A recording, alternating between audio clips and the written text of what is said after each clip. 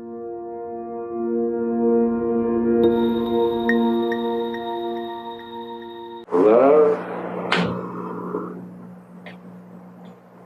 is kind of like, you see a fog in the morning when you wake up before the sun comes out.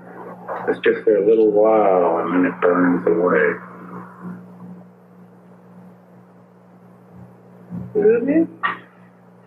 Absolutely. Burns away? Yeah.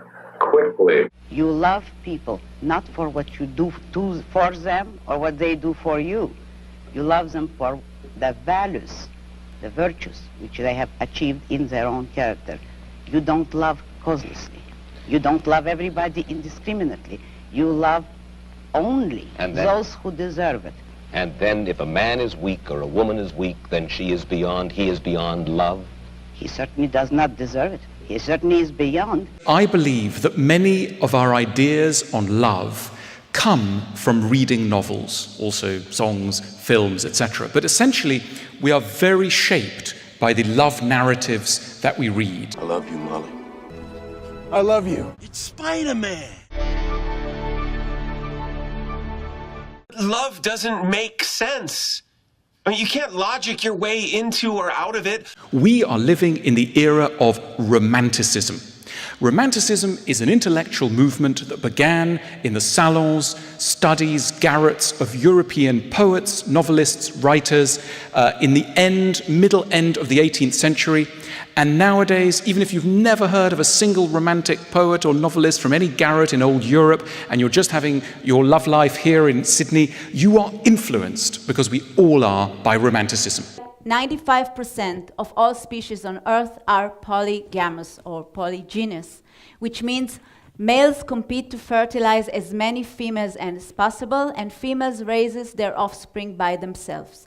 This is the default strategy for reproduction on Earth. How does your brain fall in love? Is it something magical that happens to your brain? Or is there something biological that happens to your brain that causes us to fall in love? We found activity in a tiny little factory near the base of the brain called the ventral tegmental area. We found activity in some cells called the A10 cells, cells that actually make dopamine, a natural stimulant, and spray it to many brain regions. Indeed, this part, the VTA, is part of the brain's reward system. It's way below your cognitive thinking process. It's below your emotions. It's part of what we call the reptilian core of the brain, associated with wanting, with motivation, with focus, and with craving. In fact, the same brain region where we found activity becomes active also when you feel the rush of cocaine. This wiring in the brain make us experience more pleasure, more dopamine rush during orgasms with new partner, and less pleasure during orgasms and intercourse with the same familiar partner. So the brain is more rewarded by novelty in sex. This is the gene's power. Young couple falls in love. Young man and young woman fall in love. What does that mean?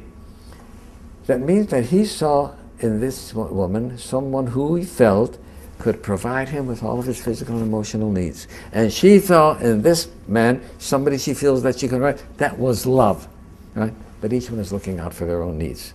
Right? It's not love for the other. The other person becomes a vehicle for my gratification. God is love, and that's precisely what yogis have known. So just as if you want to connect to the God, most people try to connect it to conceptual understanding of God.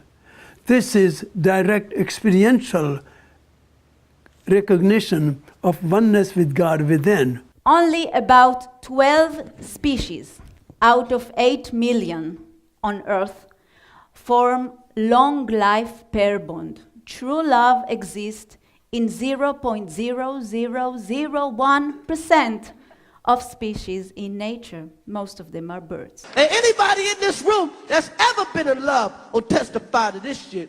If you haven't contemplated murder, you ain't been in love. So in love, we fall. We're struck, we are crushed, we swoon, we burn with passion.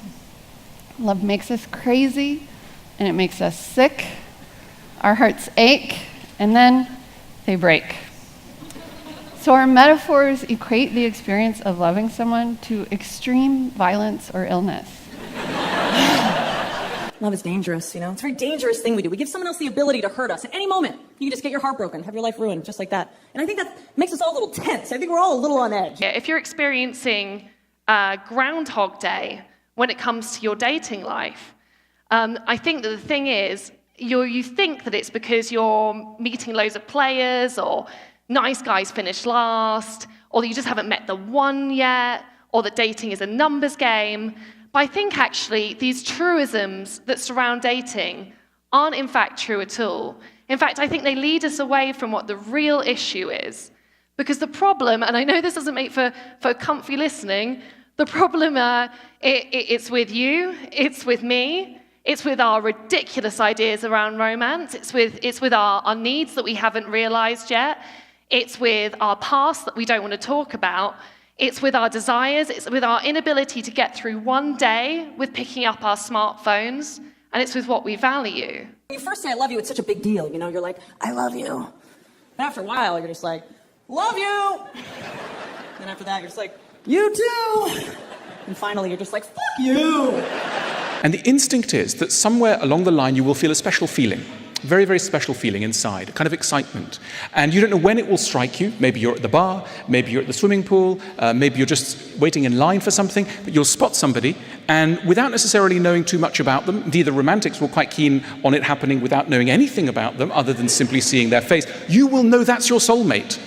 And so that special feeling has become venerated, and whoever, first of all, you don't question that special feeling. So, if you said to your parents, I've met somebody, and they go, oh, right, tell me what, you just say, I've had that special feeling, and everyone just, the waters part, and the couple moves forward, because there's been that special feeling. We want love to feel like madness, and we want it to last an entire lifetime. That sounds terrible.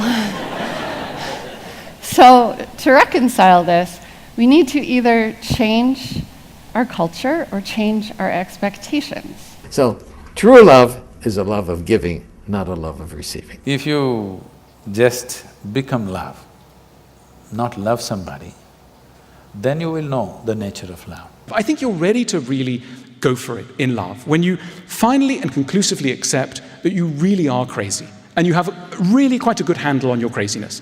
And not least, you have a really good handle on your partner's craziness, and you have an absolute awareness that anyone you meet, even the most charming person on a train, is going to be very imperfect, because that's human nature. I also finally realized, what those people say to you?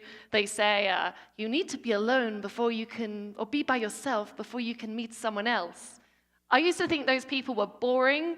Now I think they're right. When you're ready to do the laundry, when you're ready to discuss towels ad infinitum, when you're ready not merely to insist that others will guess what's in your heart, but you may even have to use words to spell it out very, very patiently over long periods, and you're ready to believe that all of this, with a dose of humor, belongs to a sincere relationship, then, ladies and gentlemen, I think you are ready for love, and I would commend you to move forward on it. When you don't need a destructive, ridiculous, on-off relationship in order to feel alive, in order to feel like you exist, when you can just be, I kind of actually think that's real love.